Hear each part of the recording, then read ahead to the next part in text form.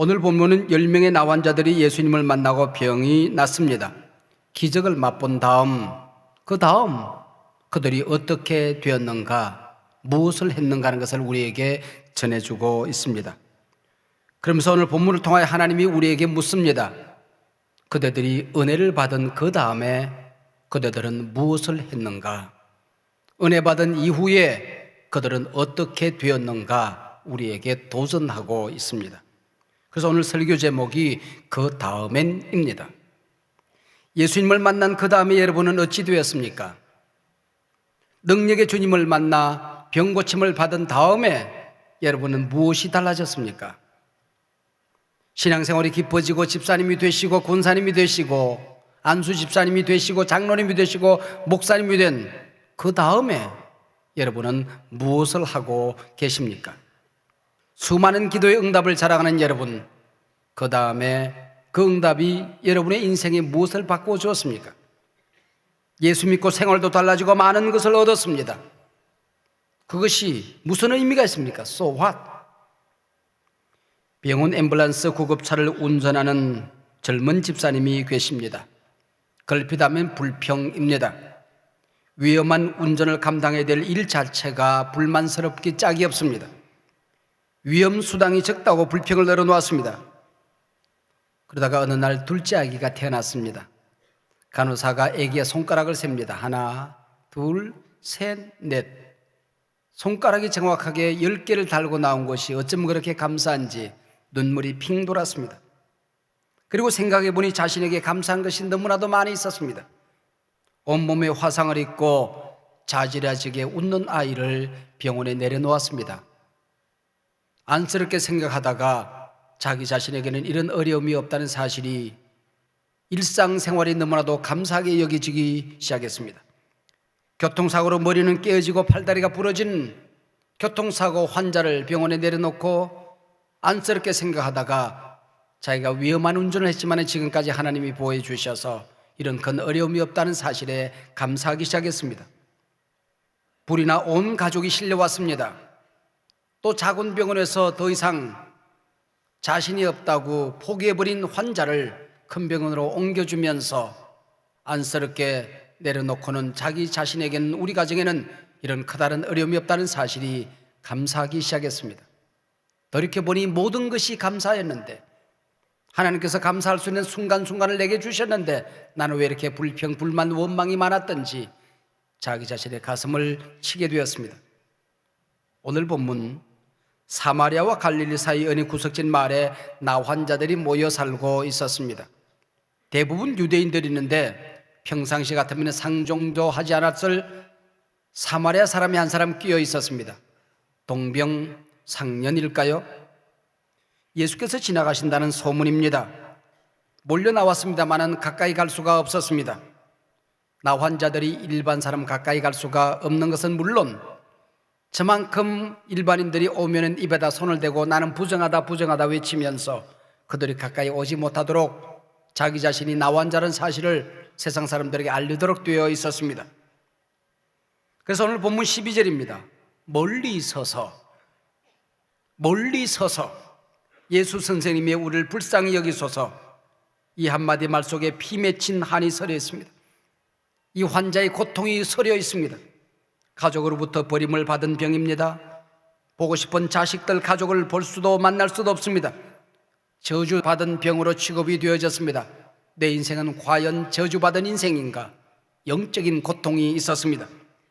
먹고 살 길이 막막했습니다. 거지 행세도 자유롭게 할 수가 없었습니다. 치료의 길이 있는 것도 아니고 방법이 있는 것도 아니었습니다. 희망이, 꿈이 산산조각이 났습니다. 미래가, 용기가 다 부셔졌습니다. 예수께서 이 고통을 아시고 말씀을 하셨습니다. 가서 제사장에게 너희 몸을 보이라. 간혹 기적적으로 나병이 나왔을 때 그것을 확인해 주는 사람이 제사장이었습니다. 가서 보이라. 대단히 애매한 말씀이죠. 고쳐주시겠다는 건지 고쳐주시지 아니하시겠다는 건지, 써가는 자신의 몸을 뻔히 보면서 제사장에게 간다는 것은 특별한 용기가 필요했습니다. 내가 믿음이 있다고 함부로 나병 환자 10명이 우르르 몰려서 예루살렘 한복판 제사장을 찾아가다가는 돌에 맞아 죽을 판입니다. 그러나 갔습니다. 놀라운 믿음이었습니다. 배짱이었습니다. 근데 보십시오. 14절, 그들이 가다가 깨끗함을 받은지라. 그들이 가다가 깨끗함을 받은지라. 나사렛 예수여, 나를 불쌍히 여기소서 부르짖을 때에도 그들은 나병 환자였습니다. 예수님께서 가서 너희 몸을 제사장에 보이라 말씀하실 때도 나병 환자였습니다. 우리가 용기를 내고 가보자 하고 걸어가는 그 순간에도 나병이 온몸에 번져 있었습니다. 가다가 한참이나 가는 도중에 그들의 병이 나았다는 사실을 알게 된 것입니다. 오늘 본문의 핵심, 여기서부터 시작이 되어집니다. 한센시 병이 나았다고 하는 것은 그 당시엔 죽음의 자리에서 살아나는 것입니다. 저주의 자리에서 벗어나는 것입니다. 멸망의 자리에서 벗어나는 것입니다. 버림받은 자리에서 구원받은 것입니다. 그 다음엔 무엇을 했는가? 그 다음에 그들이 어찌 되었는가? 결론은 말씀을 알고 진리를 알고 율법을 배웠던 유대인들은 9명 한결같이 각자 제 길로 가버렸습니다. 말씀을 알지 못하는 이방인 1명만 예수께 돌아와서 감사를 했습니다. 은혜 입은 자의 위기가 여기에 있습니다. 너희들이 많은 하나님의 은혜와 기도의 응답을 받았는데 너희들도 9명의 유대인처럼 살 수 있을 것이고 1명의 사마리아인처럼 예수님께로 돌아와 감사할 수 있는 인생을 살 수도 있을 것이라고 하는 말씀이죠. 여기 감사한 이방인 한 사람만의 기적이 구원으로 바뀌어졌습니다. 병 고침이 천국으로 바뀌어졌습니다. 나병만 고침받은 것이 아니라 영원히 고침을 받았습니다. 병 낫고 세상으로 간 것이 아니라 예수님께 돌아왔더니 바로 그곳이 하나님의 품이었습니다. 여러 명의 신학자들과 무신론자 니체가 하나님 죽음의 신학을 놓고 논쟁을 하고 있었습니다. 신학자들의 입을 막아버린 니체의 말이 있었습니다. 내가 성경을 읽어보니 성경 속에 기록된 하나님은 살아계시더라. 신약 성경에 예수님이 계실 때에 예수님 곁에 하나님이 살아계시더라. 온 우주 만물을 보니 절대자가 있다는 사실을 나는 인정한다. 그러나 예수 믿는 사람들을 보니 하나님이 죽은 게 분명하다. 예수 믿는 사람들을 보니 하나님을 지팡이 정도로 생각하더라는 겁니다. 인생의 어려움을 겪고 병들고 상처 입고 쓰러지고 넘어져 예수를 지팡이처럼 의지하다가 이 모든 문제가 해결된 다음에 응답받은 다음에는 절대자가 필요하지 않으면 지팡이를 버리듯이 믿음을, 진리를, 예수를 버리더라는 것입니다. 그리고 큰 은혜를 입었다고 하는 사람들, 큰 복을 받았다는 사람들과 하나님을 알지 못하는 사람들을 비교해 보니 다른 바가 별로 없더라는 것입니다. 이것 보니 하나님이 계셨다고 하면 하나님이 죽은 것이 분명하지 않느냐? 한 무신론자의 말이었습니다.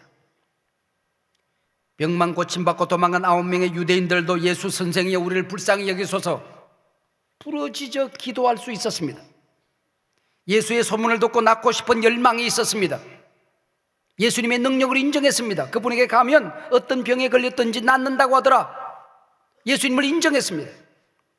가서 제사장에게 너희 몸을 보이라 말씀하실 때에 제사장을 찾아갈 수 있는 용기도 배짱도 믿음도 있었습니다.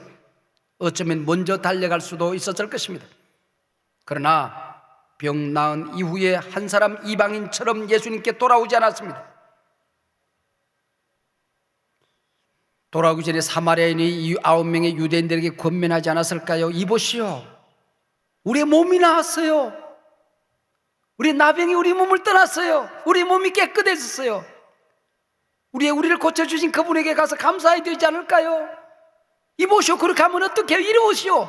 나와 함께 예수님을 찾아갑시다. 감사를 드립시다. 권면하지 않았겠어요?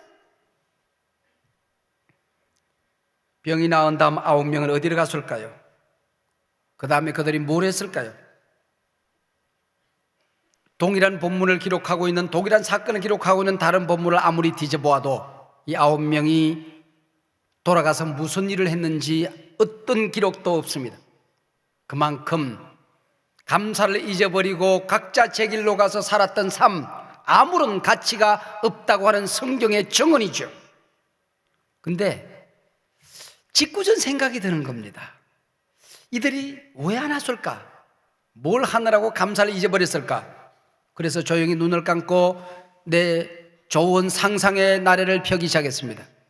저 혼자 한번 상상을 해본 것입니다. 이 9명이 뭘 했을까? 첫 번째, 정말 나았는지 며칠 기다려보자. 재발이 안 되어야 나은 것 아니겠는가? 정확히 확인한 다음에 찾아가 감사를 한다고 할지라도 늦지 않지 않은가? 라고 생각하다가 오지 못했습니다. 그러나 기억하세요. 감사는 즉시 하는 것입니다. 감사는 먼저 하는 것입니다. 따지고 곱씹는 사람은 하나님의 은혜를 경험할 수가 없습니다.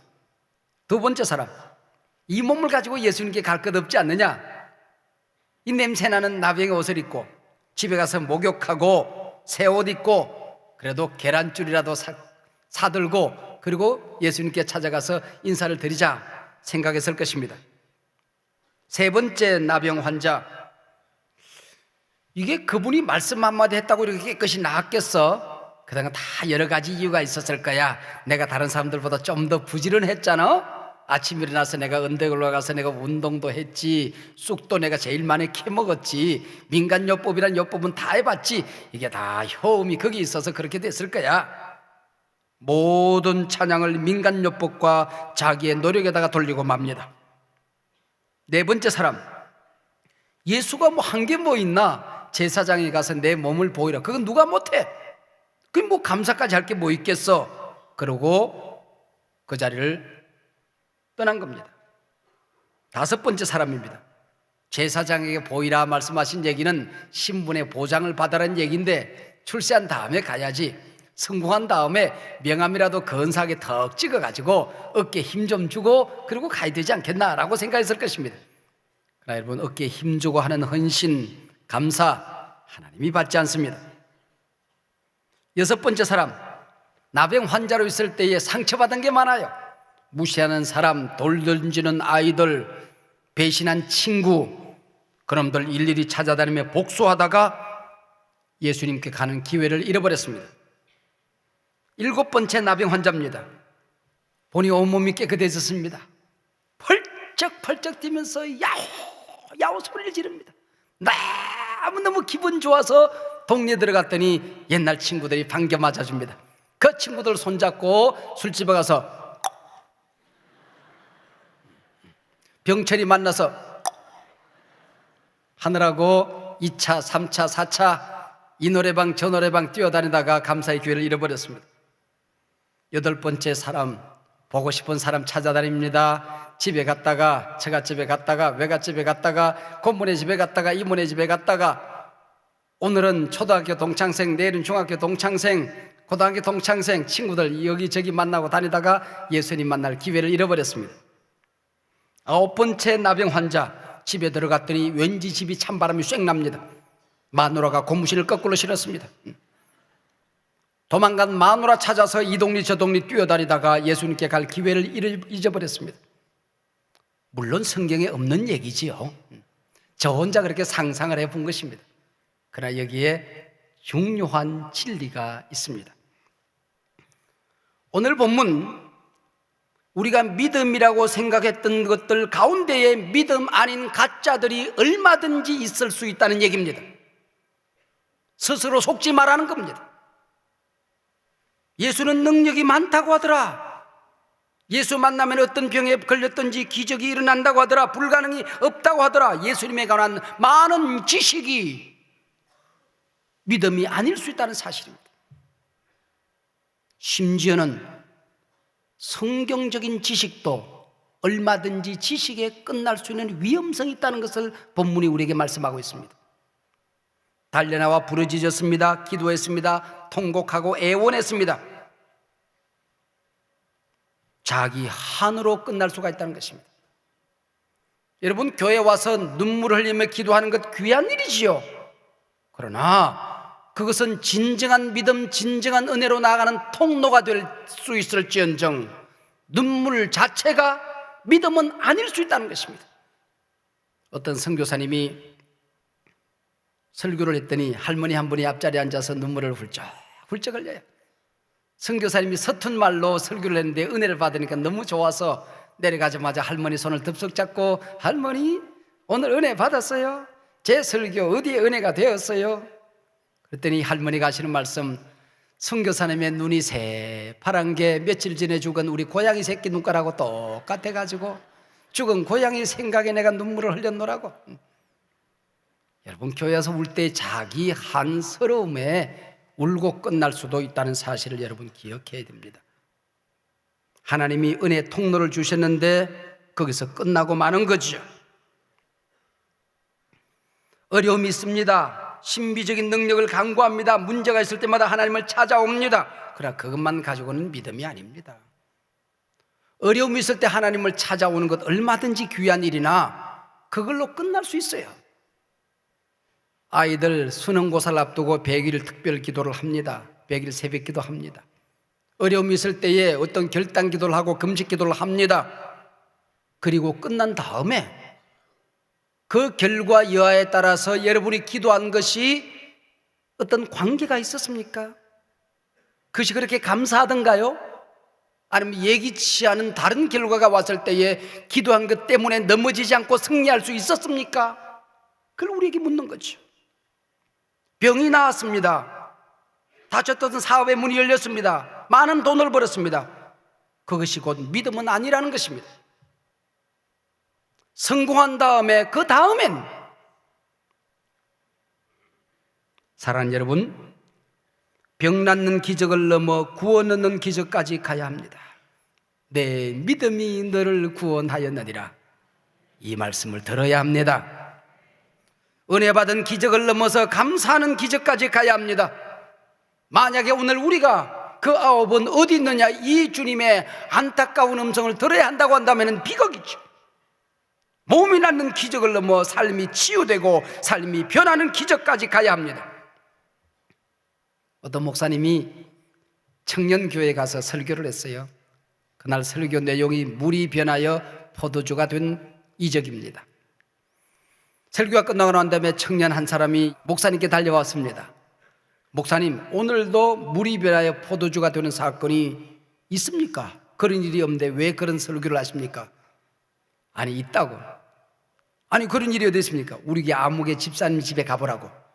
그래서 이 궁금증을 안고 젊은이가 그 집사님 집에 갔습니다. 그래서 목사님의 이야기를 전하고 물이 변하여 포도주가 된 걸 좀 보여달라고 그랬더니, 그리고 포도주가 변하여 물이 된 것을 보여달라고 그랬더니 자기를 가르치면 여기 있지 않느냐고.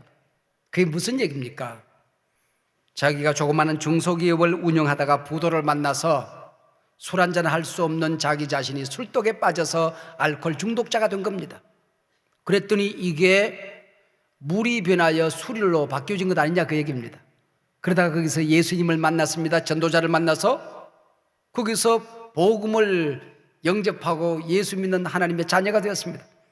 그리고 병이 고침받아서 나왔습니다. 그 이후 지금까지 알코올 중독자가 술 한 잔을 먹지 않았으니 이게 바로 물이 변하여 포도주가 되고 포도주가 변하여 물이 된 것 아니냐, 그 얘기입니다. 여러분, 물이 변하여 포도주가 되듯이 우리가 주님 안에서 기적을 경험했으면 변화되는 일이 있어야 할 것입니다. 감사를 잊은 사람들을 향한 예수님의 마음을 읽을 수 있는 귀절이 오늘 이 본문입니다. 그 9은 어디 있느냐? 그 9은 어디 있느냐? 가족 중에 우리 권사님만 나와서 예배를 드리고 감사를 드리고 있습니까? 내 남편 어디 갔냐? 내 자식들 어디 갔냐? 내 가족들 어디 갔냐? 그 9은 어디 갔느냐? 병 나은 것만 감사하십니까? 예수님의 피로 구원받지 않았느냐? 죽음의 자리에서 내 생명이 연장되지 않았느냐? 소중한 가족을 주셨고 귀여운 자녀들을 허락하지 않았느냐? 그 9은 어디 갔느냐? 이것은 감사하고 저것은 불평할 때에, 오늘은 감사하고 내일은 원망할 때에 그 9은 어디 갔느냐? 하나님의 은혜 감사한다고 하면서 부모님의 은혜 망각하고 친구 배신하고 그 9은 어디 갔느냐? 은혜 받은 다음 무엇을 하셨습니까? 우리 신앙인들에게 대단히 중요한 과제입니다. 받은 은혜 감사할 때에 그 은혜가 완성되는 법이며, 감사는 축복의 완성이며, 감사는 받은 축복의 매듭입니다. 감사는 구원의 완성입니다. 한 이방인 예수님께 돌아와서 감사할 때에 주님 말씀하셨습니다. 일어나 가라, 내 믿음이 너를 구원하였느니라. 육신의 병도 고치고 영혼까지 구원을 받았습니다. 이 땅에서도 복을 받고 천국까지 복으로 얻었습니다. 이것이 믿음이라고 하는 겁니다. 이 세상과 바꿀 수 없는 것 얻어야 일시적이고 순간적인 것 말고 영원한 가치 얻어야 이것이 은혜를 받은 것입니다. 예수님께 돌아와 받은 가장 큰 은혜는 예수님을 얻은 복입니다. 세상 다 얻고 예수님을 잃어버리면 다 잃어버린 것입니다. 세상 다 잃고 예수님 얻었으면 다 얻은 것입니다. 영원한 복은 오직 예수 안에 있습니다. 은혜 받은 사람이 어떻게 사는지 아십니까? 베드로 좀 보세요. 밤새도록 그물을 던지고 또 던졌는데 고기 한 마리 잡지 못했어요. 실패의 밤이었습니다. 그 실패를 통로 삼아서 예수님을 만나는 겁니다. 고기를 잡았어요. 예수님 만나서 그물이 찢어질 만큼. 그 다음에 잡은 고기 다 버려두고 예수님을 또 얻습니다. 또 만납니다. 십자가를 목전에 두고 예수님을 모른다 부인합니다. 무서운 배신, 죄를 짓습니다. 그러나 다시 회개하고 예수님을 만납니다. 이게 은혜 입은 사람의 모습입니다. 우리는 실패 때문에도 예수님을 만나야 됩니다. 여러분이 인생 살다가 어떤 실패를 당한다 할지라도 그 실패를 가슴에 끌어안고 예수님께로 돌아오시기를 바랍니다. 실패 않고 세상으로 가면 망합니다. 기껏 가는 게 포장마차 아니었습니까? 그게 응답이 없습니다. 실패를 안고 주님께 오시길 바랍니다. 그 성공 안고 세상으로 가면 안 됩니다. 지잘난 멋에 살면 안 됩니다. 어떤 성공을 하셨든지 간에 성공을 가슴에 부둥켜 안고 승리의 간종을 가슴에 끌어안고 예수님께로 돌아와야 합니다. 그래야 그 복이 진짜 복이 되는 것입니다. 심지어는 죄를 짓고도 우리는 예수님을 만나야 됩니다. 무서운 배신을 하고도 예수님을 얻으면 그게 성공입니다. 그게 신앙인의 모습이요 베드로의 모습이었습니다. 왜 9을 찾으셨을까요? 이놈의 자식아, 그렇게 그 큰 기적을 경험하고도 그냥 가? 따귀를 때리기 위해서가 아닙니다. 책망하기 위해서가 아니에요. 나병 환자들의 코 묻은 감사 보따리 하나가 필요해서도 아닙니다. 그봐, 내가 다 낫는다고 그랬잖아. 예수님께서 공로를 취하기 위해서도 아닙니다. 나머지 9의 영혼을 구원하기 위하여, 더 큰 복 주시기 위하여, 듣지도 보지도 깨닫지도 누리지도 못했던 신령한 은혜를 주시기 위하여, 천국을 주시기 위하여, 하나님을 통째로 주시기 위하여 찾으십니다. 그 9은 어디 갔느냐? 실패를 안고도 세상으로 가지 말고, 성공을 안고도 세상으로 가지 말고, 죄 짓고도 낙심하지 말고 예수님께 돌아오느라 내가 너를 구원하리라. 할렐루야. 감사의 깊이만큼 인간은 성숙해지는 법이며 감사의 크기만큼 인생은 행복한 법입니다. 한 시인의 감사라는 짤막한 시가 있습니다. 감사만이 꽃길입니다. 누구도 다치지 않고 걸어가는 향기나는 길입니다. 감사만이 보석입니다.